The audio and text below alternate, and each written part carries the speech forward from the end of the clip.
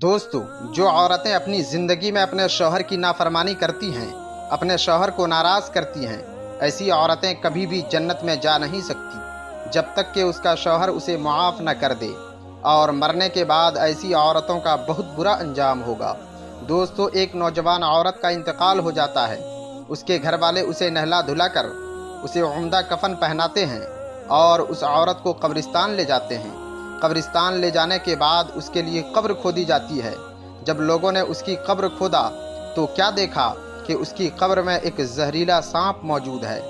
لوگوں نے جب اس کی قبر میں سانپ دیکھا تو ڈر کے مارے اس کی قبر کو بند کر دیا اور پھر اس کے لیے دوسری قبر کھودی گئی تو لوگوں نے کیا دیکھا کہ اس قبر میں بھی ایک زہریلا سانپ موجود ہے۔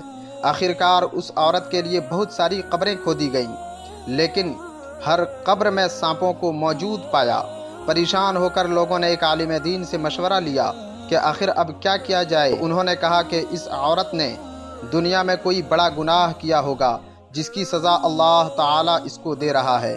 تم جہاں بھی اس عورت کے لیے قبر کھودو گے وہاں پر سانپوں کو موجود پاؤ گے۔ تو آخرکار لوگوں نے اس عورت کو سانپ کے ساتھ ہی قبر میں دفن کر دیا اور کسی طرح سے سارے لوگوں نے مٹی دیا اور گھر آ گئے۔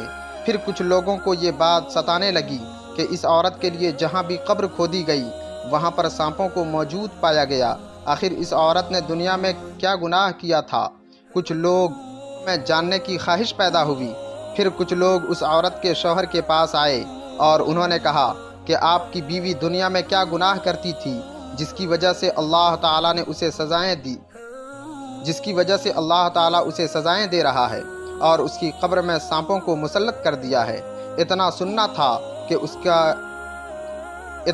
تھا کہ اس کے شوہر رونے لگے اور روتے ہوئے انہوں نے کہا، مجھے یہ بات بتاتے ہوئے شرم آتی ہے، لیکن سنو، میری بیوی جب تک زندہ تھی میری نافرمانی کیا کرتی تھی، مجھے ناراض کرتی تھی اور بے پردہ رہا کرتی تھی۔